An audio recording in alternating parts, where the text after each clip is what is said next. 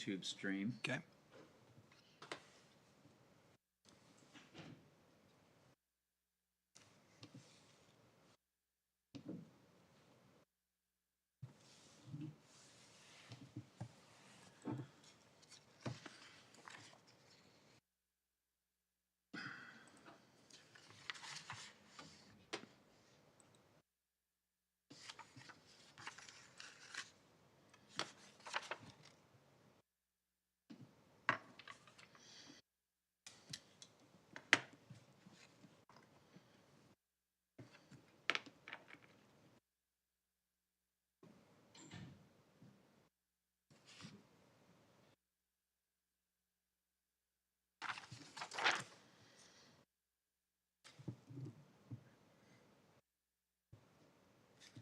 Mike, I was trying to sign into your Google account. Yeah, to I the- just got the notice Yeah.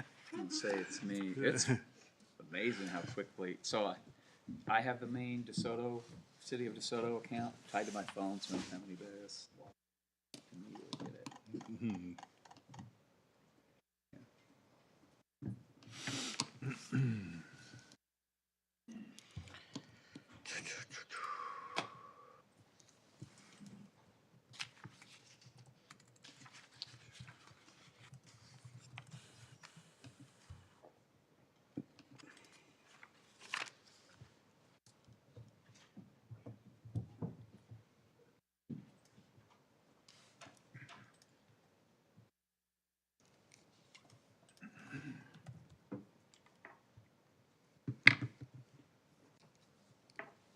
Did you have a happy house Sunday evening in the end? Oh, yes. Get together and all, Well, were there a bunch of fireworks going off in DeSoto? Did that Yes. happen here, like everywhere? Yes. That's to good. That's the- good. Went to the W to watch it. When we Oh, were you driving did? home, we could Oh. see 'em. They were quick too. They were ready. Oh, you to read it, shoot yeah. off. Yeah, they didn't have, no one had to dig them out of the closet. No, they were prepared. It was fun though. Oh yeah, what's not fun about winning the Super Bowl? How many fireworks violations? None, probably. Oh, I don't know for sure, but I'm guessing We none. can make it guessing not. accepted Yeah. one day. Hmm. It's quite a boring game though. Till the It end. was pretty slow The starting, first wasn't half it? was, yeah. Quarter that it started Yeah. picking Couldn't up. really Yeah. enjoy the halftime show. I wasn't not in a place to let me enjoy Usher. Commercials and that good either. Yeah, it's kind of. Oh, you made it. That's pretty good. 3 minutes to spare. Look at you. The first half was slow enough that Right? Nice of you to show up, Joe. because there's nothing to cheer or laugh on either. Oh, yeah. You forgot your hearing aids. And I start to realize I my do streak that is once in a while myself. Yeah. Oh. Yeah, you got dual ones like me. here, and then Uh-huh. I partway through, my son comes out. It's like, "You want a cookie?" Looks at the TV. It's like, "By the way, we scored a touchdown." That was bad last week when I walked, when they had the There they go. session. I walked back and my both went dead. Let me smack. Wait, Yeah. Josh, you can pummel your Don't brother. change out batteries at both of them at the same time. My brother did the same thing. He was watching it on his phone while we had it on the TV. Final play of overtime. I just went up, stuck my head over the stairs, and it's like, I'm not gonna cheer or cry before. Before I see it.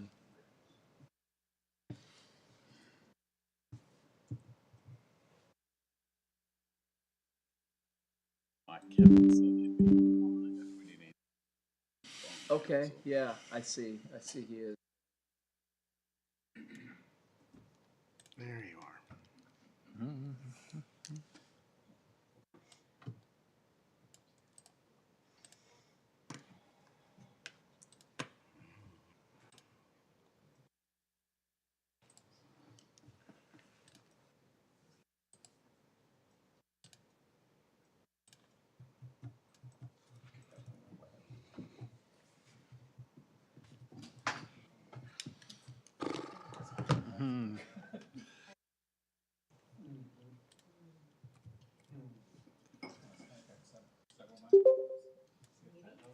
It's exactly like all the mics at the replay.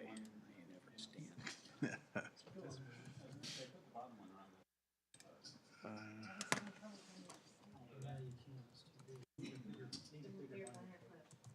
All right, it's 7 o'clock. We'll call the meeting to order. Start with roll call, please. Daniels, Present. McMarin, Here. Lane, Here. Tripp, Here. Hannah Michael, Here. all present. All right, I would invite you all to please rise and join me in the Pledge of Allegiance. I pledge allegiance to the flag Of the United States of America and to the republic for which it stands, one nation, under God, indivisible, with liberty and justice for all.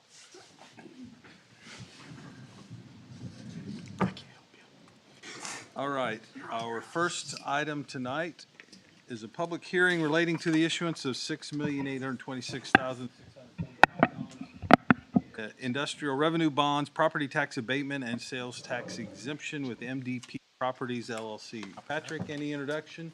Don't think so. We had a previous meeting on this. Right.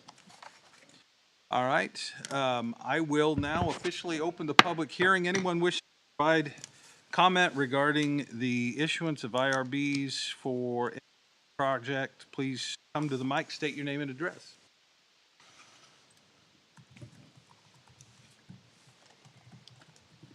Good evening. Charlotte O'Hara, 1571 Street, Overland Park. I just want to tell you how much I appreciate how courteous my welcome here when I come to speak about these issues. I was testifying via Zoom on a property tax reduction act, SB 468. On Wednesday. And property taxes, as you know, is a huge, huge issue in Johnson County. You all know my background. I was a contractor. I own a couple of industrial buildings. My son and I have a small manufacturing company in Olathe. Property taxes is an absolute burden on the good folks of Johnson County. And we're going to have to address it at some point. And just a few statistics. Currently, under IRBs and TIFs, we are abating and diverting property taxes on $5.4 billion worth of base value. $5.4 billion. We are, and this is as of 2022. I do not have the new numbers for 2023.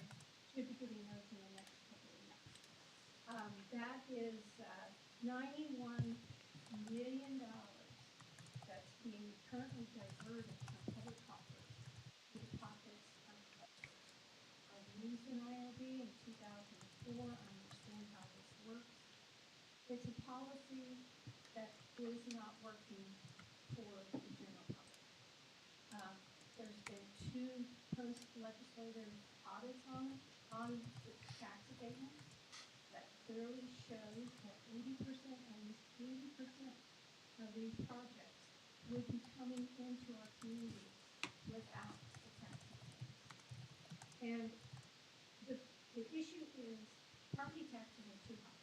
I am not going to argue that because I am currently paying over $2 per square foot on my industrial buildings that are 40 years old and have a gravel parking lot. I'm competing against these huge, huge mega buildings that are paying 21 cents a square foot. 21 cents a square foot. So now you are considering a $60 million IRB. I'm shocked at the numbers of the work that they can afford to pay the trustee and the attorney and all of the other expenses, because it is very expensive to put these industrial revenue bonds in place. But this is where you are, and you are considering 80% abatement. I understand that they still have to pay the 8 mills in the capital improvement budget for the school.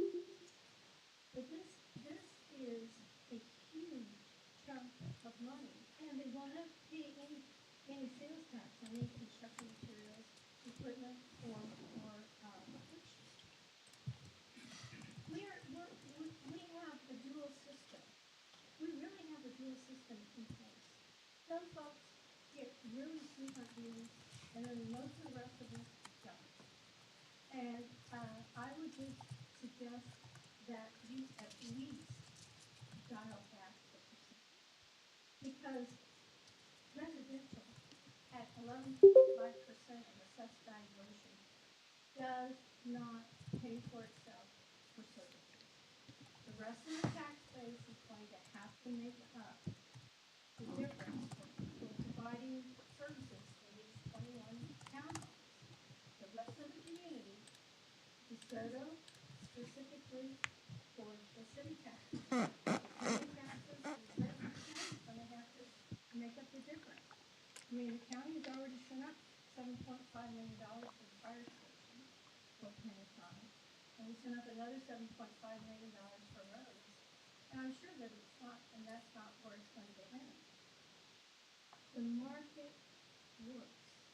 We have to give the market the opportunity to work instead of picking and choosing winners and losers with IRBs, tax increment finance district, car bonds, I mean, P, HPIP, I mean, if you wanna really make yourself sick, just go out to the Commerce Department and put a list of all the abatements that are available. It's as though we in the state of Kansas have given up on the free market, and that we believe that nothing is going to succeed unless it's subsidized by the state and the local governments. The problem with it is that when you do that, then you are just shifting the burden to the rest of the tax base. So I just wanted to come and visit with you folks. I really appreciate how courteous you are to me, and if you have any questions. All right, thank you for your comments.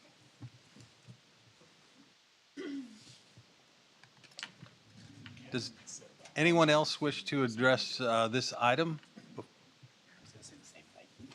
All right, seeing none, I'm going to officially close the public hearing. We'll take this up as item 4A in our regular agenda. Our next item on the agenda is our consent agenda. Tonight on the consent agenda, we have approval of the minutes from our February 1st council meeting, approval of pay ordinance number 967, and approve revisions to the regional transportation plan contract. Is there any item anyone would wish to remove for further? Or a motion to approve, if not? I'll make a motion to approve the consent agenda. I'll second. All right, we have a motion and a second. Any discussion of the motion? Roll call, please. Tripp, Yes. Daniels, Yes. Hanamichael. Yes. McMoran. Yes. Lane. Yes. Motion carries. All right. Very quickly, Courtney's microphone reminded me, we've had a request to make sure that our mics are on and we're using for I'm the. trying. I get that. That was my reminder. I was gonna do that before our first. Yeah, along those lines, Mayor, we did get a report that the online story time, so I think it was Kevin Wimpy who's online. Kevin, can you chime in? Can you hear us now? Just a sound check. Yes, thanks, Mike. Okay, thank you. Okay, good. We got the technology on our side.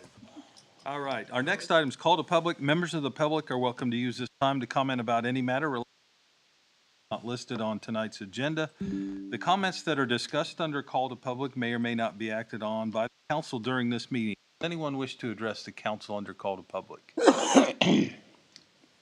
All right, seeing none, we'll move on. Item 3 is old business, and we don't have any, so we'll go to 4A. Consider Resolution 2036 expressing intent of city to issue IRBs, tax abatement and pilot agreement for MDP Properties LLC. Yes, council, I'll introduce this briefly. This is the topic of the public hearing that we just held. On November 2nd, we had an initial discussion about this request at the 80% level. Also includes issuance $6.8 million in IRBs, largely for the purposes of abating the sales tax on construction materials for the project. This is the townhome project that is at the northeast corner of Ottawa. on just under 2 acres of land. 21 units are included there.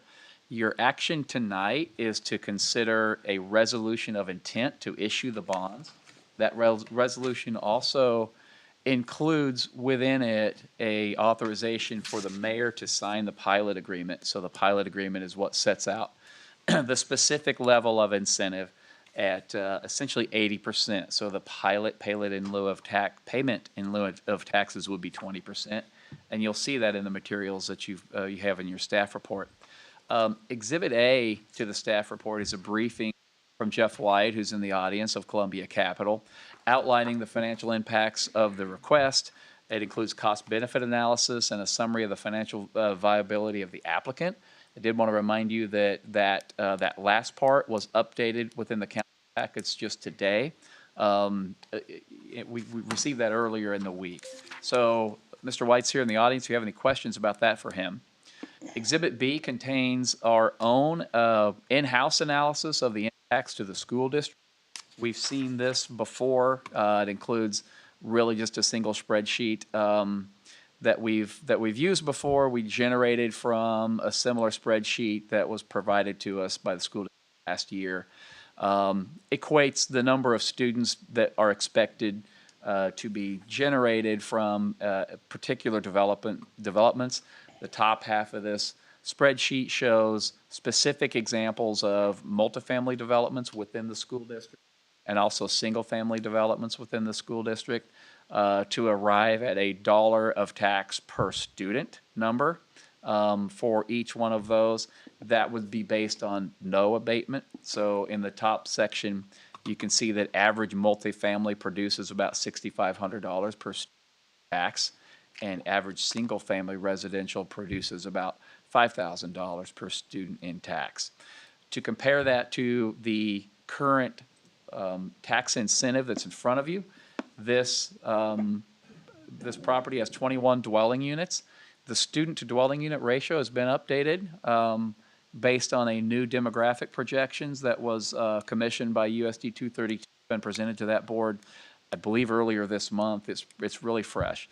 Among other things, it projects student ratios per single-family and multifamily developments. For multifamily, it's projecting 12 students per 100 units. So point is there's the student count.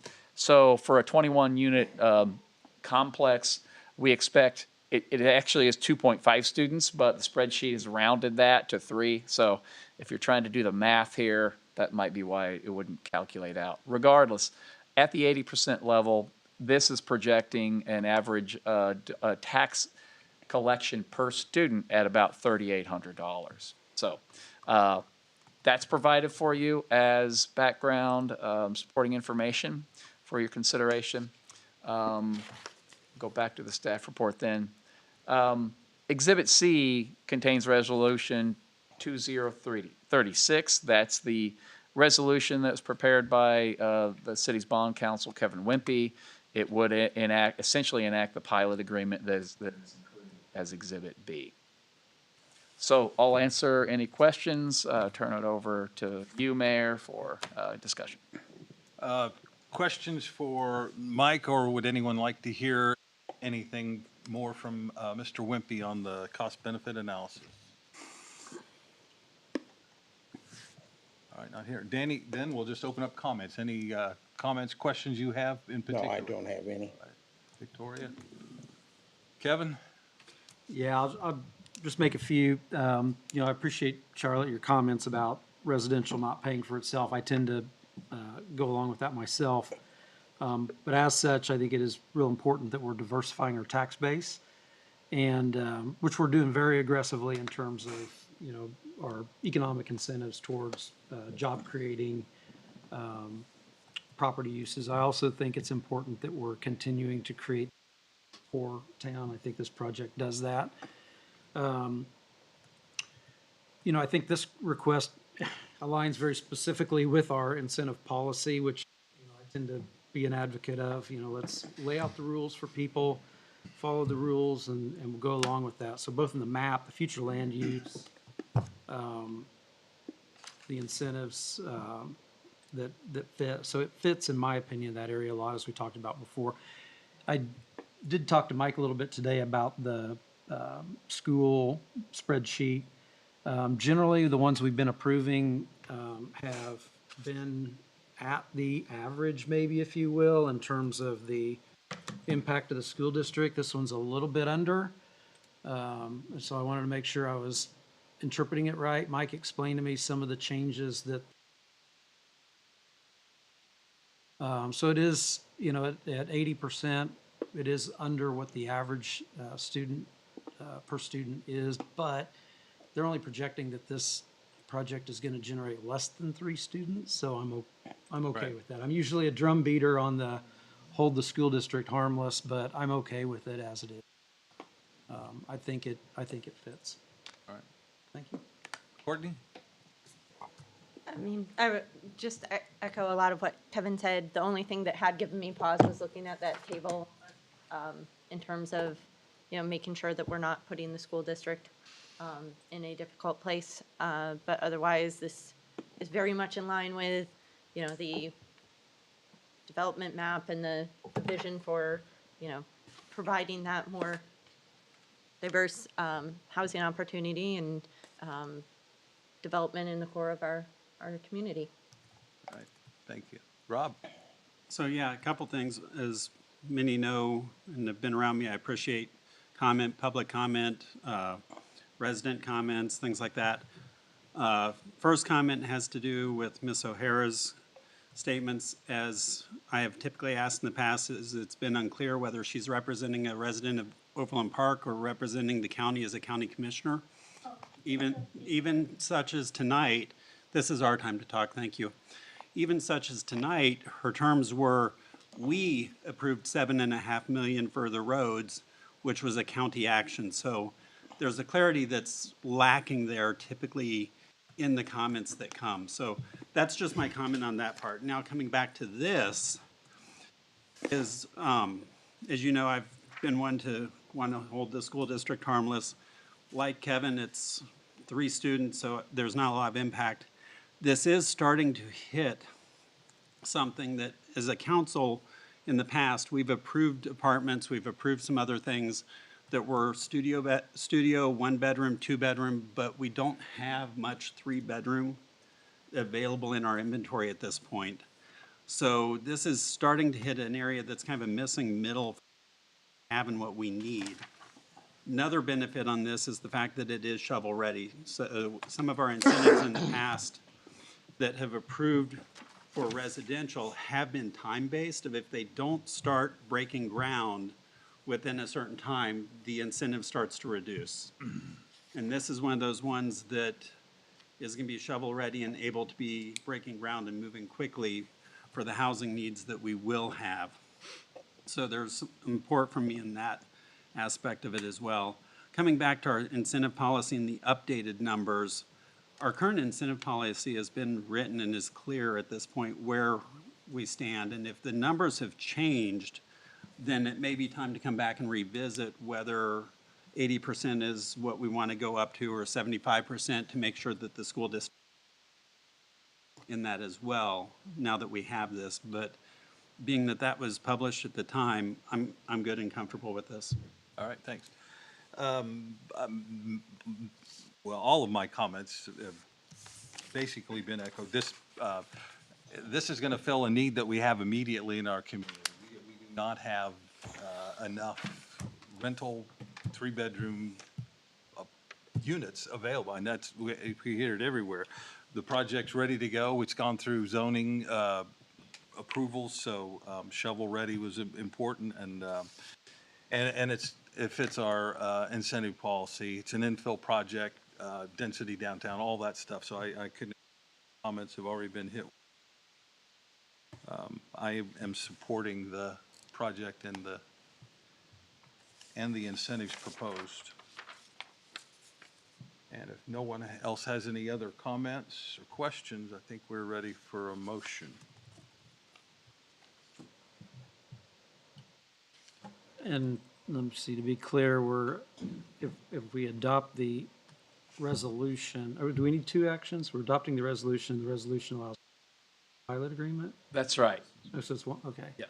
So I'll make a motion to approve resolution number 26, determining the intent of the city of DeSoto to issue industrial revenue bonds in the aggregate amount not to exceed $6,826,645 to finance the cost of acquiring, constructing, and equipping a commercial multifamily project for the benefit of MDP Properties LLC.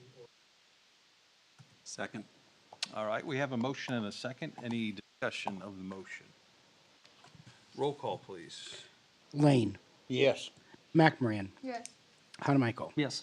Daniels, Yes. Tripp. Yes. Motion carries. All right. I do appreciate your comments, Commissioner. Yes, well, I want to apologize if because I'm always here representing only myself. Okay. Rob, I appreciate you, holding me, and I will make sure that I'm very, very clear the next time. All right, thank you. All right, thank you. To Rob's point, I think we do need to get our incentive policy in light of we have new school district now, a new body, so bring everybody to board. So let's look at an upcoming agenda when we can bring the incentive Sure, policy yeah. We can do that. back for Yeah. discussion.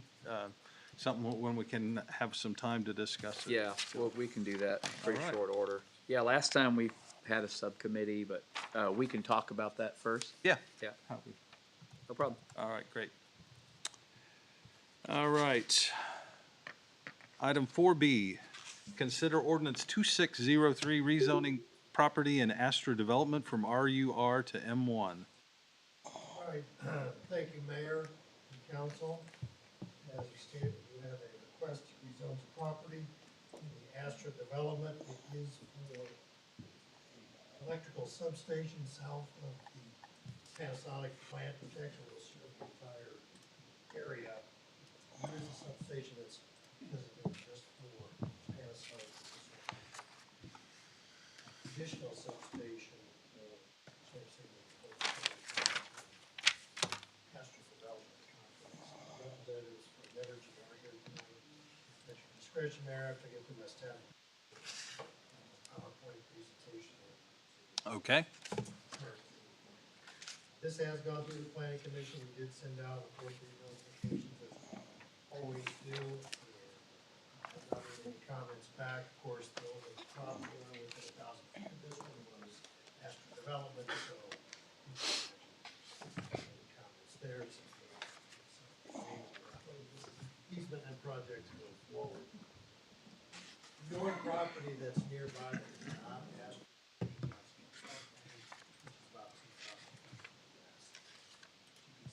Map, page 3, it is quite a way south of Panasonic location.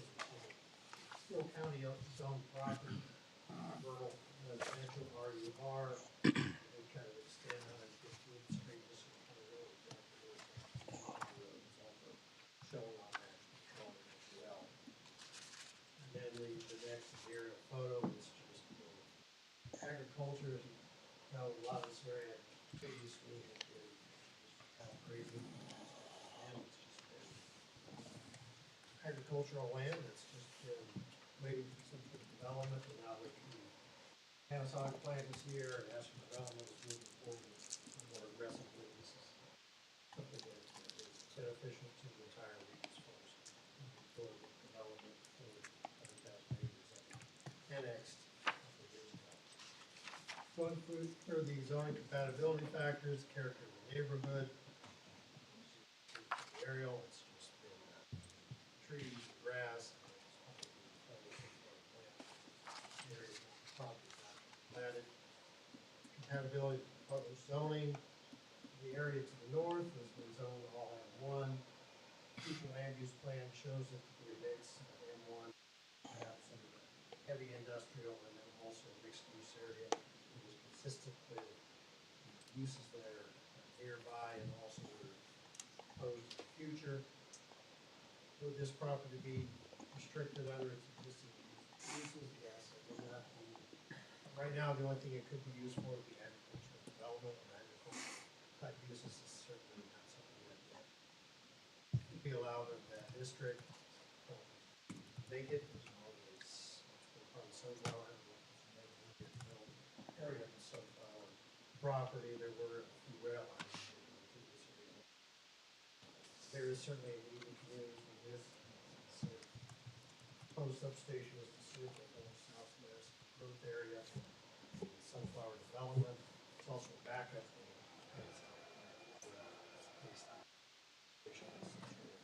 needs for repairs for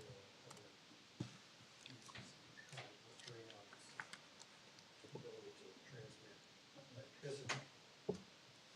Availability of uses, part of utilities and services. There's no utilities in this area, water, sewer, or anything. It's got gravel roads, however, employees in this area, it is just a substation. Positive certainly, but it's not a negative. Extent to which the proposed zone would adversely affect capacity, safety, and street network, utilities, as I mentioned, utilities in the area would be detrimental to this use.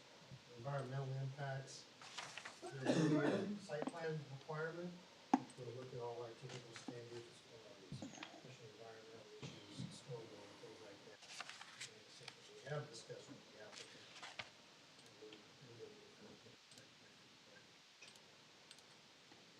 Economic impact, as I said, anything that increases the value of the property, the benefit to the community.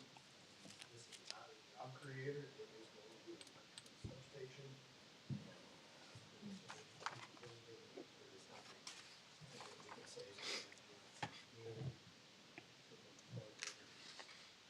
Operational areas. Zoning may detrimentally affect nearby properties. I mentioned the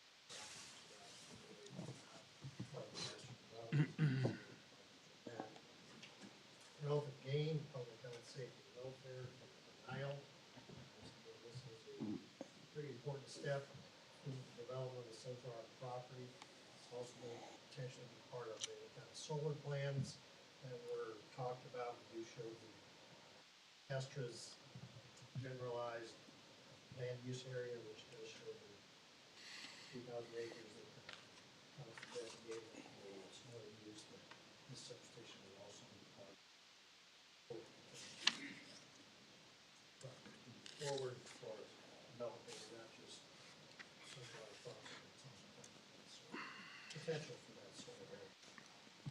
Recommendation of professional staff, we recommended the planning commission for approval. Planning commission did hold a public hearing on this item. They also concurred with our recommendation. They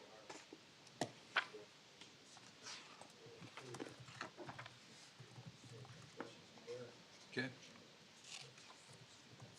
All right. All right, any questions for Brad before we have Evergy come to the podium?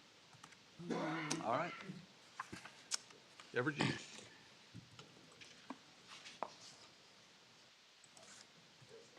Gail Lovelace, Evergy, 18 South Davis Avenue, Beach. We're gonna tag team this a little bit, 'cause I know the tag team is really well. Yep. Joe Lutz, A1A South Kansas Avenue. The girl who is overseeing the permitting on this portion, she's down in sunny Key West, Florida, so I'm the backup quarterback there, so I will do my best to not screw everything up. Like I said, we're here for the rezone of the proposed Atlantic substation. First slide just kind of shows, we provide power to 1.6 million people in Kansas and Missouri. We have to make decisions to provide power for everyone, so that's kind of what we try to do. If you want to go to the next slide. This is just kind of, our overall scope of how we decide projects. We're there to be with stakeholders, but also do the best we can to provide reliable and affordable power for the community, everyone that lives here. As you can see on the screen right here, this is our Atlantic substation. The outlined red area is approximately 53 acres. There will be a fenced area within that is approximately 35 acres. Like I said, it's the old side of the Sunflower ammunition plant south of Clearview City. Like I said, we're here to kindly ask for your requested M1 light industrial. This is going to be an electrical substation. And like Gail said, if we have more questions about the scope of this project or anything at the end, he's kind of here to answer those. You can go to the last slide. The last slide just kind of goes over how how we select substations, the size, the location, impact on landowners, floodplains, and things of that nature. Like I said, the bottom one, this is the rezoning application, for this to be rezoned to M1. Do you have any questions? We'll be happy to answer. Okay. All right. Questions from council for Evergy? Thank you, gentlemen. Thank you. Since I did have one or two questions for Brad. Sure.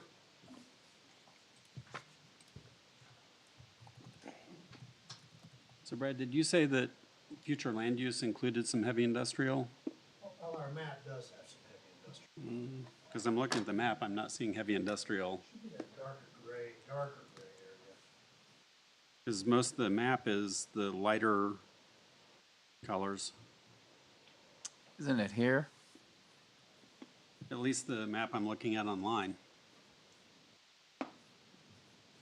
Yeah, actually, I think, well, that kind of, well, the purple area is mixed use, a little dark, right there, that's heavy industrial. And the other lighter gray. Okay, because the online zoning map doesn't, or future land use doesn't show that as On the such. website? Yeah. We need to check, make sure that's the current one. I think it's, okay. So, This was 12/15/22. yeah, because I didn't remember the heavy industrial in there, so. Is there a date on the online map? No, it's the new, more interactive Oh, one. oh, okay, okay, that could be a GIS translation issue. So, Yeah, we need to fix that. I'm pretty certain that's the one. Yeah. okay. Yeah, that's right. Like I said, I was looking at the online to refresh my memory, and that's where it was like, I'm not seeing, but. Second question, this may be Brad, this may be Patrick. When we annexed Sunflower, I thought that the rezoning was more time-based on the annexation and not rezone before it can be developed. And in the staff notes, it says that needs to be zoned before development can occur, and I didn't think development was the trigger for rezoning on that. Yeah, we do have a provision in the zoning regulations that indicates, I'm forgetting the time period, but within a certain time period of being annexed, the land should be rezoned. So that's why I was remembering, But it's not a ironclad thing. The language has some, flexibility in it, and we have brought this up with Sunflower, and I think their indication is without knowing, exactly what's gonna be done with all the land, it's really not possible to rezone all of it. I think, Patrick, as I recall, looking at that information in the city code, it says, I think it's after 90 days, the city can do a city initiative. Yeah. Sunflower, grass, there's 6,000 acres out there. It's still gonna carry the county RUR zoning until it is rezoned to its ultimate use then. We're okay with that. It's a holding pattern. just clarifications on that. Okay. Any other questions? Ready for a motion? I'll make a motion to approve ordinance number 260, amending the official zoning map for the city of DeSoto to change the zoning of 53.18 acres of land located in the vicinity of 115th Street and Stringtown Road, more specifically described and delineated in attachment, in Exhibit A attached, from Johnson County assigned rural district to City of DeSoto M1 Industrial Light District. I'll second that. All right, we have a motion and a second. Any discussion of the motion? Roll call, please. Mayor Walker, Yes. Lane, Yes. McMorran, Yes. Hanamichael, Yes. Daniels, Yes. Tripp, Yes. Motion carries. All right. Item C, consider ordinance 2604, amending city code regarding children's playhouses. All right, thank you, Mayor and Council. This is one thing we have a lot of it's only 53 acres and then swimming pools and playhouses. Whole gambit we're talking about. This is before you because resident built a playhouse in their side yard, which, and we do have provision in our code that says playhouses, if they're less than 120 feet, and you can 10 foot setback. Well, this house is on a corner. When our code is written, you're on a corner lot, you have 2 fronts. Each component of the street is frontage. Code currently says if you are, you can't put a lot. So what we went through the planning commission, actually, 2 meetings or public hearing on this, to get the language right. We determined, the planning commission was comfortable recommending to the council that a corner lot of playhouses is an established side yard. It's not the primary front, because if you look at definition for the primary. So I've gone out and visited the site. The playhouse is, it really is kind of appropriate for the area it fits. Question to our building official, and looked at it and said, if there's this, the playhouse is here. So when you look at it, if it weren't on a corner lot, then it would be an issue. So we have to instruct. Probably good to sort of close this loophole, well, make it consistent. Now, this will apply to every zoning category as well. It's not, even though it was in the RO district that had this issue, we have the RH district, or R1 district, they still have 10-foot setback. Side yard, side front yard. I think that is a succinct explanation for all this, but feel came to a good conclusion. Okay, questions for staff? Ready for a motion? I'll make a motion to approve ordinance 2064 to revise the language in section B, amending the city code regarding children's playhouses. Second. All right, we have a motion, a second. Any discussion? Roll call, please. Tripp, Yes. Daniels, Yes. Hanamichael. Yes. McMorrin, Yes. Lane, Yes. Mayor Walker. Yes. Motion carries. All right, item 4D, consider ordinance 2605, amending city code setbacks. All right, thank you, Mayor and Council. Again, this is a issue that was brought up by Cameron and I, building official Cameron. His requests for pools, things like that. Some of the pools, or most of the pools are going down at large lots. Now we've got Bark Ridge, it's nice, swimming pool. And the way our code was written, you had to meet setbacks from the zoning district. Really, what we're having, city, especially in our ridge areas, fairly expensive homes, but on small lots. So, you might want to invest in a pool, can't really do it very well. So upon researching other communities, most communities have some sort of special designation for a swimming pool. Isn't necessarily related to the exact setbacks.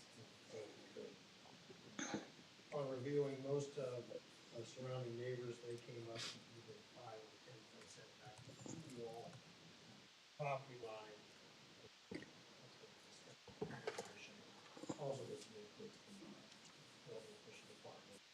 10 foot is something neighbors a lot in a lot of situations.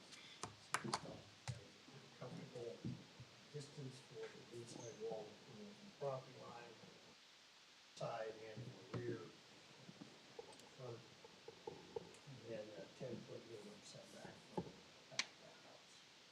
And then also, we do have information that you can't pay from the edge of the pool to the property line, which is consistent with what we have now, but we want to clarify that for other structures as well. Okay. Questions for staff? I do have a question. So a private swimming pool and bathhouse, provided that such pool shall meet back requirement from the pool property line on the side and rear. Does that mean the bathhouse could be less than 10 feet if it's being measured from the pool edge? Well, I mean, I guess you could probably do that, but it's, the pool house is a little more flexible. So, I didn't really dive into exactly where the pool house could go. Some of them aren't always enclosed, pumps and all that kind of stuff. Well, but I guess that's what I'm asking is, does that mean somebody could potentially put the pool house right up on the property line under this Well, I guess I don't description? read it that way, but Okay. I read it as 10 foot, that's more. Well, because it says from the pool edge. And so that's where, I mean, we've got people that'll do, so that's where, when I read that, it was kind of that devil's advocate inside me of, oh, that means I can go ahead and put my pool house right on my property line. So that's the clarification I was asking. I feel comfortable. Yeah. Pool house also that has setback.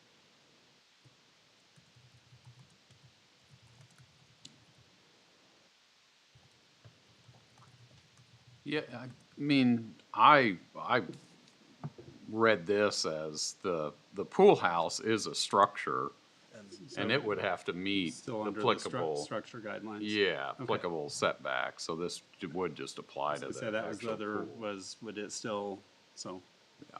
like I said, just kind of that clarification of,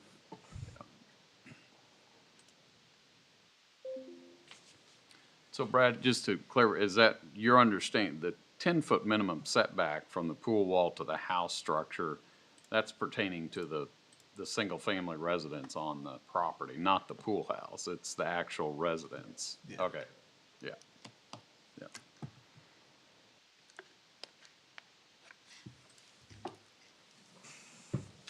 That's the way I read it. Any other questions? We ready for a motion? I'll make a motion, we approve ordinance number 2605, adopting the Planning Commission's recommendation to amend Section 3D of the Article 5 of the DeSoto zoning regulations to establish setback requirements for swimming pools and accessory structures for single-family. A second. All right, we have a motion and a second. Any discussion? Roll call, please. McMoran, Yes. Lane, Yes. Mayor Walker, Yes. Hanamichael, Yes. Daniels, Yes. Tripp, Yes. motion carries. All right. Item 4E, consider guaranteed maximum price for city water treatment plant upgrades. Mayor, City Council, thank you. Tonight, we are here for the final GMPs. This is GMP number 3. Originally, back in September, we approved GMP 1, and then in December, we approved GMP 2 package. And tonight, we're here for the final package to set the guarantee. Tonight, we also have professionals from the design team and the contractor if there are specific questions. But in the write-up, there are several attachments. There's the bid item that showed the cost for the 7 different bid items that went out in this last package. There's a scope of the bid items in 3.1. That was the largest package, was a little over $14 million. A lot of that is being self-performed by Garney, the contractor. And then we have Exhibit C is the contract amendment. And then Exhibit D, just to kind of give you an idea of how all this is being squeezed in on our site, is a site map showing you the proposed improvements. So on the first exhibit, with the total bids, you'll see down there under 3.7, we've got accepted value engineering items after we received bids. I think most everybody knows that construction costs continue to increase, and so we went through a value engineering process to see if there are things that we could eliminate that would not affect the function of the plant or the operations or the maintenance. Over about a week or 2 week period, we identified a little over $1 million worth of items that we felt comfortable could be deducted from the total cost. And you'll see that there under 3.7 solicitation, 1.2 the value engineering items. The rest of it are the contingency that the contractor carries and their fees and bonds. So brings GMP 3 to $25,455,944. Exhibit B, like I said, 3.1 is the biggest cost in this, and I wanted to kind of show what was included in 3.1. So here is just the list of, it's not all inclusive, but the major items that are included within that $14.1 million. Many of these items are addressed by Garney, but there are some small subs working with Garney that will accomplish some of these items themselves. But I just wanted you to be aware of, it just wasn't one item. There are several bid items within this that pertain to 3.1.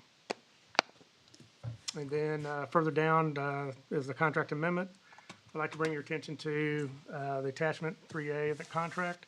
So part of the total cost of the project, the city has a $250,000 owner's contingency. That will be used, if needed, for the excavation of the lagoons. The contractor thinks he's got a pretty good number, but we don't know what we're going to hit until we start digging.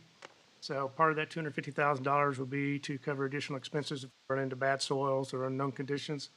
Also, part of that $250,000 is funding for inspections, concrete, dirt, steel, whatever types of inspections are needed on the project. So part of that $250,000 will cover that cost. So that $250,000 is in addition to the total GMP number. The $250,000 is something that the city would control. The only way to move forward is we'd have to have something in writing requesting that and approval by the city before that $250,000 would be expended. If we don't find any unknown conditions, we'll get most of that back. We know we will have testing, so we'll know we will spend some of that $250,000. But if we can excavate the lagoons and we don't have any unknown soil conditions, then we will recoup the bulk of that $250,000 will come back to us. The very last sheet is the items that we went through in value engineering, and it highlights those costs associated with those different items. So you can see what we went through to come up with that $1,099,000. So if there are any specific questions, like I said, we've got, and I guess the final attachment is kind of the layout of the treatment plant and kind of what's going to be built. So to the right of the screen, that would be north. You see the two existing lagoons. Those will be regraded. And then we have two new lagoons that will be north of that. Kind of on the very top, you have the clear wells. So the finished water will be pumped into the clear wells. You can see the high pump service station, the existing softening basins. There are two out there. We'll eventually have 3 working basins. And a new filter operations building.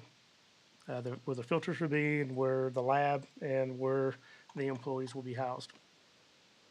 And kind of under where you see existing softening basin improvements, underneath that is the existing water treatment plant that will basically be mothballed. It will not be demoed, but it'll be mothballed. So we're kind of building everything around our existing water treatment plant. So we're pretty much using the majority of the site to make these improvements.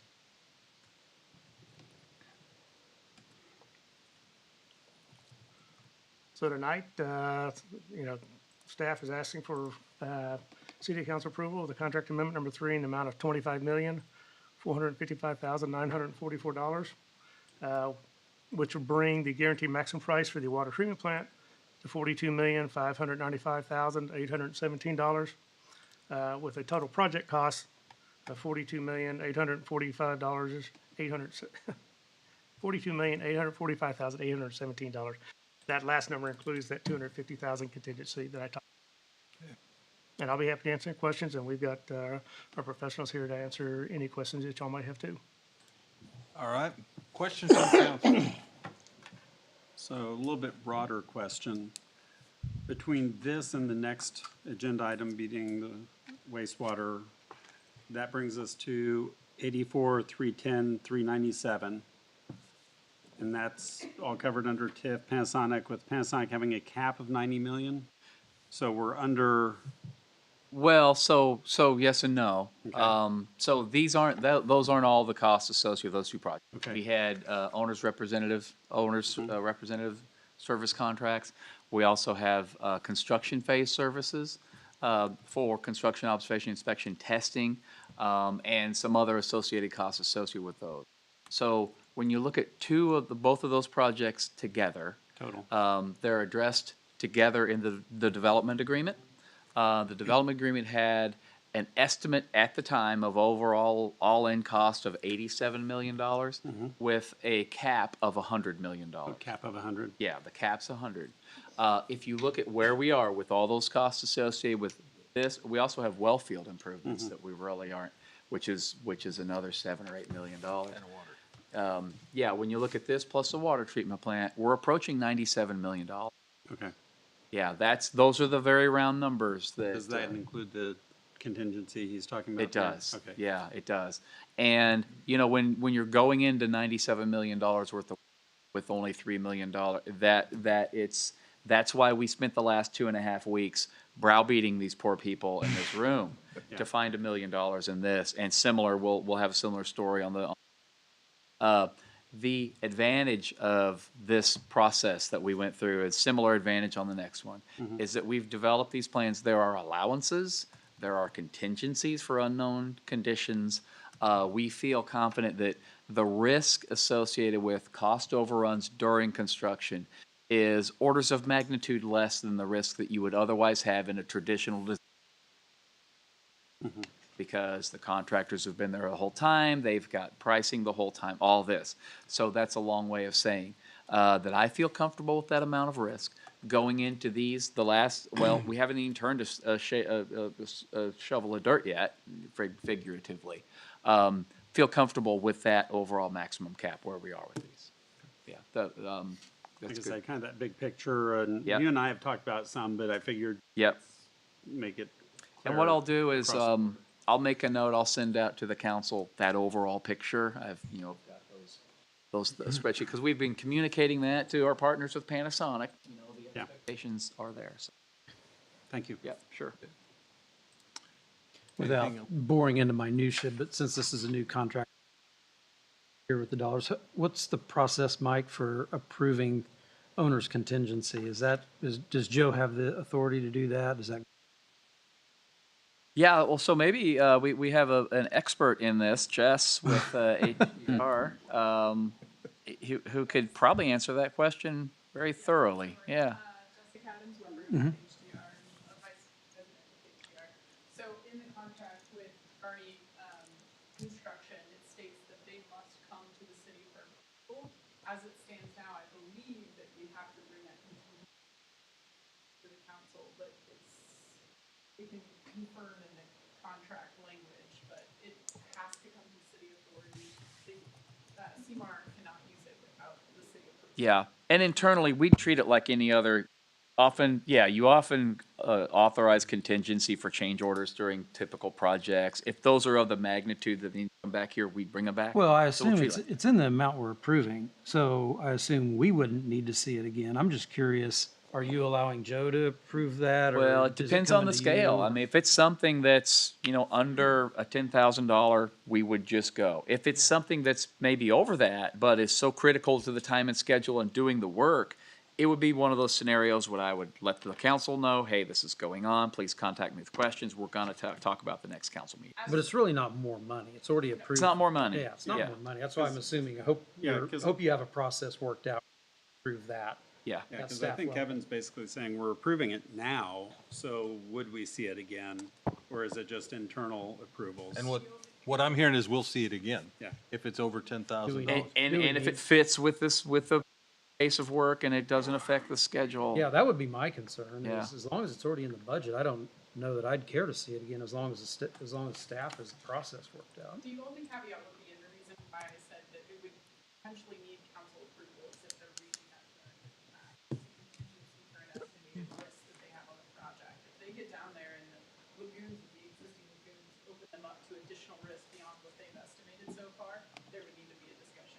point, they're capped at 250,000, and they've estimated the volume that they would need to excavate to reach that.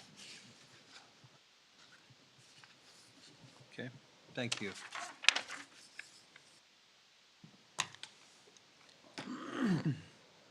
Any other questions? Now I'll make a motion that we approve contract amendment GMP number 3 in the amount of $25,455,900 for Garney Construction, bringing their final guaranteed maximum price to $42,595,817 and a total project cost of $42,845,817, and to authorize the city administrator to. I'll second. We have a motion and a second. Any discussion? Roll call, please. Tripp, Yes. Daniels, Yes. Hanamichael. Yes. McMoryan, Yes. Lane. Yes. Motion carries. All right. Item 4F, consider guaranteed maximum price for city wastewater plant upgrades. Well, I had it on my screen, but it went blank. So this is GMP2 for the wastewater treatment plant. GMP1 we brought before you back in like January, no, October 19th. Little over $9 million. Contract Amendment 2 completes the remainder of the phase of the work for the wastewater treatment plant for $31,077,806. With this attachment, we've got the owner's rep write-up at Attachment B, Contract Amendment 2, and then a map. So GBA's our owner's rep. They've done a really good job of identifying or going through the process with that. Here you can see the different, the initial contract amendment 2 for GMP1 and this amendment for GMP2, which brings the total GMP to $41,671,985,000. A couple pages up, or going the other way, yeah. So in this, we have several items that are owner's items. We've got testing, market volatility, existing aeromod pigging, and these items are specific to this GMP2. The fluent pump station, and then we had the same on GMP2. I think they're around 2. For owner's contingency. We will be spending some of that, but what that does, it took that $2 million out from underneath the joint venture. So there are no fees charged to that $2.5 million. If it's, as we spend it, it's just money that gets spent.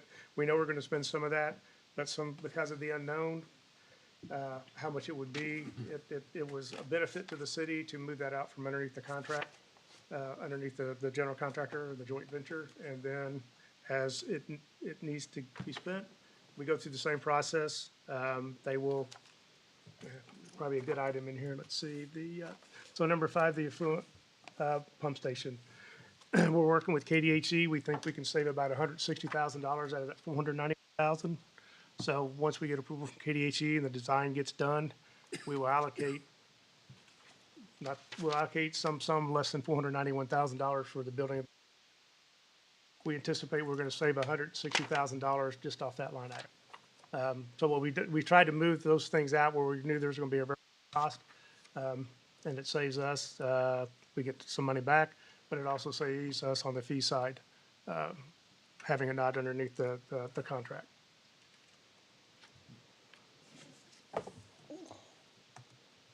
Okay, questions for Joe on? Well, I guess it's the same kind of comment. I assume the administration of that $101.7 million isn't going to be something iterative here at the council. You guys will just be working that through the process. I think so, yeah.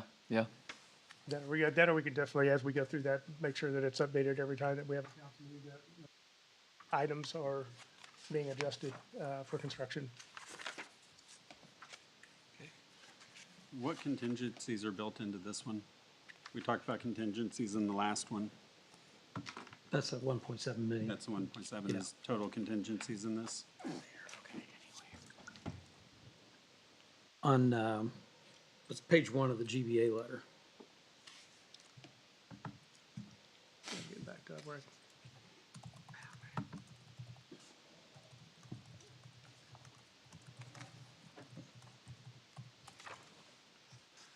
Those are owner's allowance. They're not called contingencies, but they're owner's allowances. And it's defined that way so that you have the flexibility of doing just what Joe said. If you can find a savings in that. That's right. Yeah, you can manage that through the construction And this process. dollar amount or so can only be spent for those items that Yeah, are listed. I think it's a Yeah, so great way to have that You can't structured. interchange with those. But the intent is not to. It's a big dollar value, but it's a great way to manage it. Yeah. And I will make my comment as I always do. Please consider energy efficiency, especially as we're looking at pumps and long-term expenses here. I don't want to see us, save a few $1,000s in construction only to have 85% of our total life cycle costs coming through the energy yeah. consumption, and that's big on my list. Yeah, the items had nothing to do with how the plant or how the equipment operates. We want to make sure Make they sure- operate like they're supposed to, so we get the longest life out of them. Yeah, Yep. and the most energy efficient operation as possible. Yeah. So, like I said, we've got design professionals here, both on the design side and construction side. If there are specific questions in regards to the plant, I think the very last slide shows kind of how the plant lays out with what's existing, and then Let me see if I can get this. This is quite a. yeah, it's quite a lot. Yeah. My slide bar. Oh, my slide bar is so small I couldn't even see it. So while you're doing that, if there end up being cost overruns, things like that, is this a guaranteed maximum final price, or will we potentially see additional things come back going, well, we have hit Yeah, I certain think things? maybe Jeff could address that, or one of the team from Burns and Mac. So if you remember, this is a little bit different than the water treatment plant construction manager at risk. This is a progressive design build. So the designer, Burns and Mac, has a joint venture relationship with the builder, Cass. So Thank you. I'm Jeff Keller. I'm the project manager with Burns McConnell and project manager for the joint venture with CAS Construction. And so, yeah, the allowances were carved out to identify those areas where there was the highest level of uncertainty, and then the pricing allocated to each allowance item was put on the conservative end, what we thought would reasonably cover all those unknowns, speaking of progressives. So that way it puts the bias of managing the unknowns in those allowances and minimizes the risk of additional costs to the city beyond that number that's in. But if that number ends up getting exceeded, is that, coming back to the city, or is that on the design build at this point? Well, just like you have in any construction contract, there are certain things that are allocated to the city, certain things that are at risk allocated to the owner. But if you talk about things that are responsibility, like labor risk, things like that, that are under the direction of the constructor, that goes to the constructor. If it was something, say, like a force majeure event, you got 10 foot of snow one day that no one could have predicted. It's not a normal weather-related risk that we would take on. If it was something way outside the norm, then we have to talk to the city about those costs. yeah, I think Outlets to keep that. I guess I'm just trying to have clarity for us, our residents, and everybody, Yeah. that when we're approving a guaranteed maximum price, yep. what does not get included in Yeah. that, or what would we come back and all of a sudden that $3 million that's left It's gone. is Yeah. gone and then some? Well, so the kind of the most succinct way I can put, I compare it to a traditional. So the types of things that would be outside of the scope in a design bid build would be the types of things that would be maybe an engineer missed it on a set of plans, or there's some ambiguity in applications, or there's some reason the contractor could come back and say, I didn't bid it this way, I bid it the other way, this is a change order. What the value of this process we went through, and one of the exhibits that you have in this packet is a work description of all the work that's going to take place, and it talks about headworks buildings in these pumps and the other pumps, have a description of the physical improvements that are going to be made. But most importantly, this is a performance-based specification. So the joint venture is responsible for delivering a treatment plant capable of 2.6 MGD that can meet these effluent limits that the state's requiring of us. Now, if we, as an owner, say, well, that's all great, but we want another office building down there, and so that materially change it. That's not what we're talking about. So with this arrangement like this, where we don't have a full set of plans and specs that we're operating that we look and nitpick through, but we have a work description and a performance-based measurement that takes, and with all these allowances, and the joint venture has a contingency built in of their very own. You know, it's 500 grand, isn't it? Is that the number of 536 grand? That's theirs to keep forever. We'll never see it, but it's their contingency if some of these things happen that they're not expecting. So that's kind of what I mean when I say the risk of that scenario. I'm not saying it's zero, but it's far less than a typical process you typically see here. Like I said, I understand a fair amount of it, but also making sure that our residents that are watching or asking questions have this answers of, that you approved, and it's like, just the clarity. Understood, yeah. I hope that doesn't muddy the waters there. I don't think so. All right, thank you. Any other questions? I think we're ready for a motion then. I'll make a motion, we approve contract amendment number 2 in the amount of $31,077,806, bringing the total guaranteed maximum cost of the project, which is the wastewater treatment plant project, to $41,671,985, and authorize this. I'll second that. All right, we have a motion and a second. Any discussion of the? Roll call, please. Tripp, Yes. Daniels, Yes. Hanamichael. Yes. McMorrin, Yes. Lane. Yes. Motion carries. Okay. Thank you all for coming tonight. Item 4G, discuss proposal for Riverfest Park Disc Golf Course.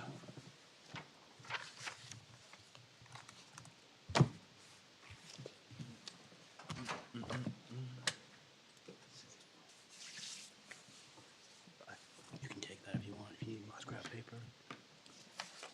Oh, we actually. Oh, here, no, here. No, I just wanted to see that. I didn't- Yeah, this is the last item. Yeah, okay. Thanks. That's all I needed. You're good. All right, Whitney. Good evening, council. Tonight, I am representing a group of staff members who are interested in this 20-year-old dream of a disc golf course at Riverfest Park in Julian Lake. This group of staff members are employees who just have a genuine love of disc golf, and they're coming from different departments and just really want a disc golf course in DeSoto, but who also know that the Parks Department and Parks Board have so many other priorities that they're focusing on in line with this group. So after months of collaboration and brainstorming with Mayor Walker and the Kansas Fine Disc, how can we fund a top-notch disc golf course? Tonight, we are bringing you our concept for a sponsorship fund for Riverfest Park.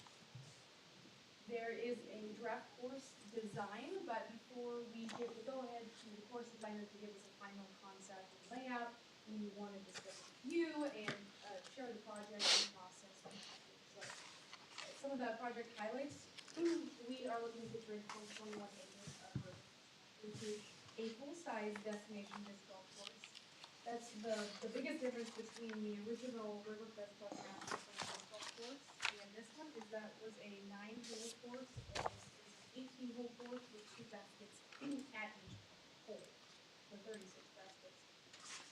The Kansas Fine Disc Association will provide the course design, the signage design, and overall implementation guidance for free of charge, and the city will handle the construction and transportation. And then the Kansas Fine Disc Association has also already committed a $5,000 sponsorship. We estimate that the course would cost around $120,000 to construct, and that includes the course design, land preparation, the equipment, trash cans, benches, everything that makes this course into a better experience. And our goal is to have it entirely funded by sponsorships and donations. I added a sponsorship packet that outlines a program that we think could bring in around $60,000, and then the other half would come in through in-kind donations like forest design, which we already said we had, the city labor, and then stuff like concrete and the labor installation. And we did take the proposal to Park Board last week, and they said, provided the contingency that the funds didn't come from any other park priorities or the Parks Department, that they were in support of moving forward with this budget.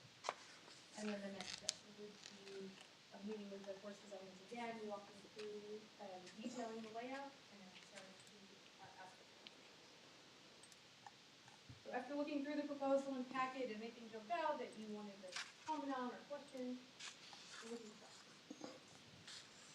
Mayor Walker, is there anything that you would like to add? No, I think you've covered it well, and the proposal actually covers the concept, the idea very well. I know, yeah, I had approached Whitney about, disc golf and unbeknownst to me, the group of disc golf nerds that we already had here was already, working, had something, brewing. So, it was a collaboration and, just a lot of work to bring one of the premier disc golf course designers who happens to live in this area out here to get an interest in this, offer their design services, and would allow us to have, a world-class, certainly a region-leading destination disc golf course here in our community that we can benefit and we will benefit from, and will attract disc golf enthusiasts from around the state, region, states. So I would ask if there were any questions for Whitney on the proposal. I think what we're looking for is just awareness and concurrence, because we're not asking for any funds, just more of an awareness that we're going to be seeking donations to fulfill this dream, and just make sure that we all agree that, or that no one is in disagreement with that approach to delivering disc golf to Riverfest Park. So would it wait until all the funds are available to do it, or how would that? We think that we can get started.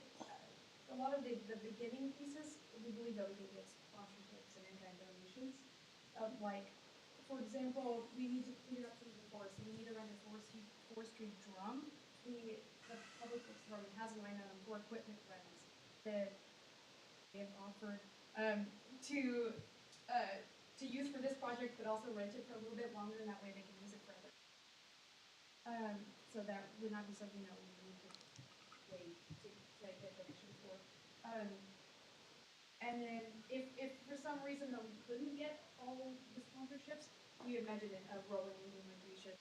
We can get concrete pads, we can get concrete and installation donated. We probably would get the signage up, but maybe some of the nicer features like benches and trash cans later after. Or, maybe it starts with one whole basket per hole instead of 2 baskets per hole, because the baskets are one of the primary expenses that we'd be paying for. But no, it's important that we get started, that we take advantage of the free design, what it is we want to build, so that we can work to secure the additional funds, and not delay and wait until we have a pool of money before we start off, because the initial work doesn't require an outlay of cash. It just requires the designer to take off for our street crew to rent the forestry drum so they can do their other work and have this one. So that's why we kind of need the course laid out, so that we can be efficient with the rental that they're already going to have, take full advantage of it for their projects, as well as use it on this project as well. So We've talked as a council about other projects such as the stage cover down there and seeking donations to help. How will this donation request for sponsorship conflict with other priorities that the park, or that the council's had for the park, such as the stage cover? we don't have an active capital campaign to try and raise funds for that. So I mean, it's not going to interfere at all, because we're not providing someone an opportunity to donate to this or some.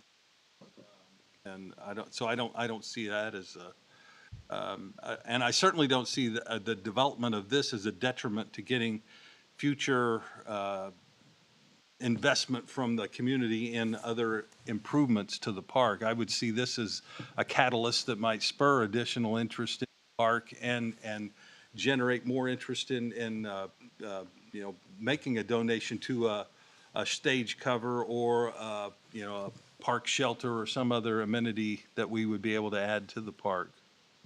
When we were talking about a sponsorships for the Riverfest Band Shelter a year or two ago, you were looking for maybe a very large sponsor, maybe two. I was looking for, right, a premier, a naming right kind of donor that would want a $60,000 donor or whatever that might, I don't know. And this one is more, these are all smaller donations. The maximum to be a core sponsor right now as a draft was $15,000, two core sponsors, being max of 15. No naming rights, but, so they're all little bits. So the whole idea of this was creating something that was built out of people's passion for either disc golf or just one, just so they can have another amenity to bring people in and make this economic prosperity grow. So I think the difference is, we wouldn't ask one company for $150,000 and then ask for another large amount. It was relative. And you won't be asking Saudi Arabia to take over. Live Frisbee golf There you go. tournament. I Just think that kidding. was the reference. Yeah. Wasn't it? Yes. Yeah. Highbrow. Yeah, it took. It took a little bit. I had to hear, I was way behind you, Patrick, I'm sorry. You weren't the only one.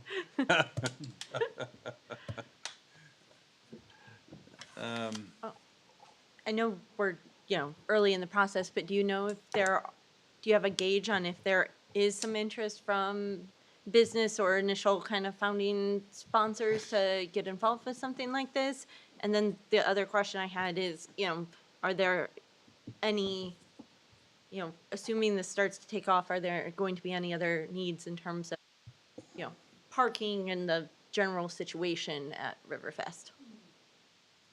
Well, I don't want to call any businesses out and get ahead of myself, but we do have a business who is focused on disc golf in the area, who is very excited about this and already talking about the course sponsor, planning events of this course. So hopefully that will push through. They would even sponsor maybe a donation Dropbox. So if someone uses their disc golf disc, we drop it off there, you send it over to that business and we don't call it for free. So something we don't have to handle.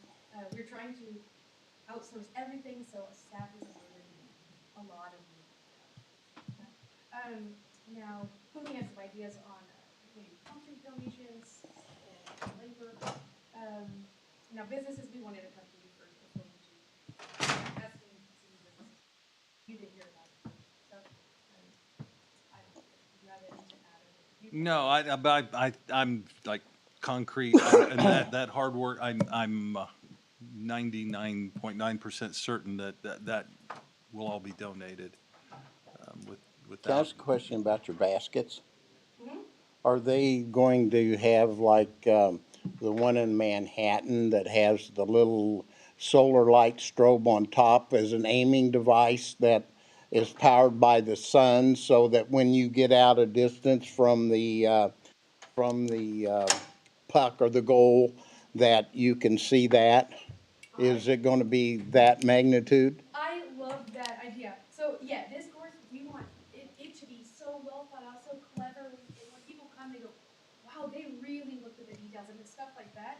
The only problem with doing solar lights is that about half or over half of the course is in the wooded area, so I don't know. We don't know the solar lights, but it's actually something that we have talked about. It's easier to see in the woods that way. Yeah, we had If you get enough light to keep or sun to keep the battery Just charged. keep the batteries up, yes. Yes, right. Right. it's little things like that. Okay, that's all I had. It's just that I saw that one and it was very well done. And it was very exciting to see the aiming device. I have never seen the aiming device. I've seen the lights, and I like the little arrows that tell you your next basket is this way, so you don't know what to do. All that stuff. I'll look into that. Okay.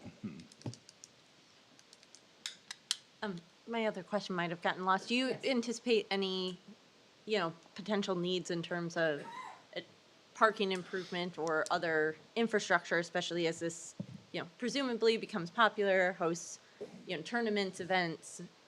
That's what Riverfest was built for. I mean, we Yes. have the grass parking lot, we have, hopefully we were able to fill that grass parking lot up with these interim events, and then we have plenty of, parking next to the restroom building for the occasional, twosome, threesome that shows up to play the course, so. No, it's just another way to further leverage the investment we've already made, generate more traffic down there and, create more traffic. 1,000 people maybe for the 4th of July. No, that's what a lot of people walking around, but Yeah. that's. Yeah. It's not paid. Very well-developed proposal. Yes, Absolutely. very Very good. well developed. I was impressed. Yeah, me I too. didn't realize Rich Smith was such a disc golf He's nuts. fan. He's the head of the Joint Disc Association. Crazy. Yeah. So there's no approval. So I needed. don't, no, I think just more of a consent that, no one progressing, and, awareness that, will be out in the community and working with our businesses to secure the donations we need to bring this I say great job. to life. Mm-hmm. Great. All right. Thank you, Whitney. Still no executive session? Correct. All right, that's good. Advisory reports, city administrator. No report this evening, council. We're gonna be busy doing sewer and water improvements, it looks like. Nothing for City me. attorney, nothing? All right. Brad, city planner, anything? Planning Commission on the 27th. Thank you. City engineer, Joe, anything else? Spent enough money already, so. Nothing? That's right. Brandon, anything from the assistant city administrator? No, I'm just putting a bug in council's ear again. You're driving around, see any trails that you'd like to be, didn't hear from anyone on the council, but the deadline's coming up, before our next meeting, so I need to get with the engineers to do the cost estimates ASAP. If you have something, please get back to me by Monday or Tuesday. That's when we're having our first meeting. Outside of that, I got nothing. All right. Council comments. Danny, anything? Nothing, Mayor, thank you. Gloria? Nothing for me. Rob? That's fine. Courtney? Nothing from me. Kevin? Dang it, I've got something, so I'll take a couple of minutes. The Siri board meeting was Tuesday, and I attended that. There were some statistics that I thought were worth relaying. DeSoto finished 2023 with 46.7% of the new structure square footage in Johnson County, 5.9 million square feet of non-residential. 46.7 square foot of new non-resi permits were DeSoto. For 35% of the value of new non-residential construction with a total permit value of $745 million out of $2.13 billion for the county. So that's off because of the way that Panasonic submitted their building permit value, but they showed that the Dodge report puts Johnson County non-residential at 4.2 billion, which is 2.1 billion more than permit value. So if you account for that difference, and it puts DeSoto at 67% of the new non-residential construction starts in 2023. 2/3 of all of Johnson County's non-residential starts for DeSoto. Johnson County ended the year at 1.8% unemployment. Last year was 2.3, so it's unbelievable, but it really is gonna reflect this growth in Johnson County, puts wage pressure on, so we know with opportunities here, we're gonna have to draw from a much larger labor shed. Average price of homes sold in Johnson County in December, so just for the month, was $497,000, down from $560,000 in November. So it's hovering around the $500,000 mark. The 2023 year-to-date average was $521,403, which is up 7.2%. So that'll be an indication of probably of what the appraised values are going to be coming in at.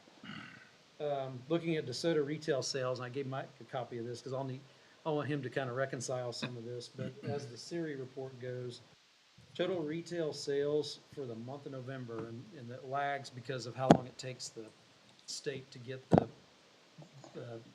sales tax revenue on, and so on, but November is the latest data they have. So November of 2023 was up 112% over November of 2022. Our retail sales in DeSoto doubled for the month of November. This compares to the, and for the year to date through November, we're up 39% over the prior year. Compared to the overall county retail sales growth of 3.9%. By comparison, our neighbors in Olathe, 3.9%, Shawnee, 2.2%, Alexa, 4.0%. So, Mike, you can maybe speak a little bit more. You and I talked a little bit today about how to kind of reconcile our Right. to what they're tracking as retail sales. Yeah, volume. retail sales, of course, are different than the sales tax that the city would Right. collect. You know, we get our portion. Retail sales are the whole thing. But so I do need to I need to understand look what's at behind that. the retail sales and just how it all works. But I can tell you that for 2023, our overall sales tax exceeded 2022 by about 15%.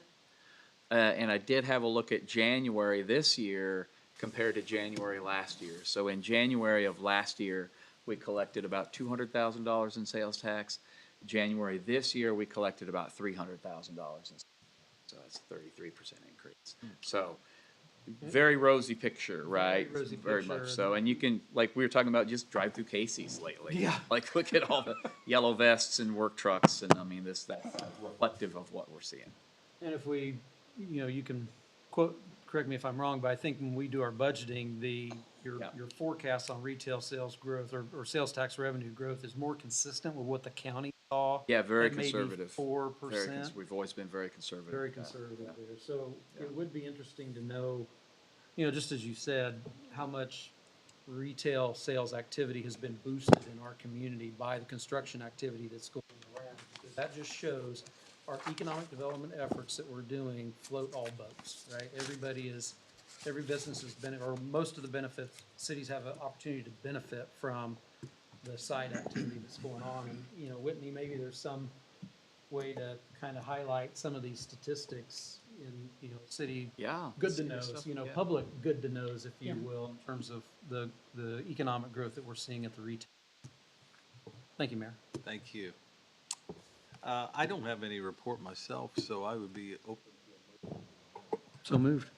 Second. All in favor, say aye. Aye. Aye. All opposed. We're adjourned.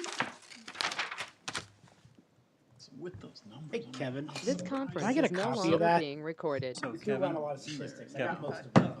I am. There's some things that don't make any Yeah. sense, right? I I'm act working like I on enjoyed scolding her too much. I enjoyed You made a point. Yeah. I mean, she would